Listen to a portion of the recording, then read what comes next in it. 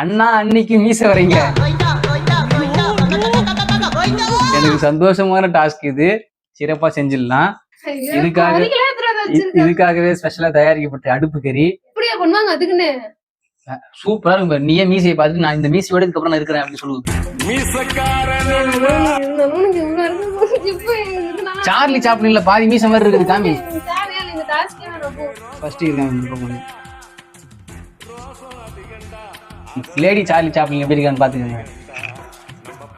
இது தமிழ்நாட்டு நார்மல் மீசை.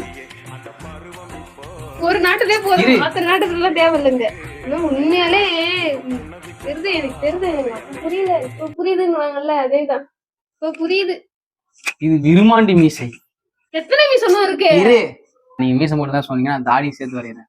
எனக்காக ஒரே ஒரு ஹெல்ப் பண்ணுங்க. ரொம்ப கஷ்டமான டாஸ்கா நான் இவங்களை இந்த மாதிரி வச்சு செய்யற மாதிரி நல்ல ஒரு கமெண்ட்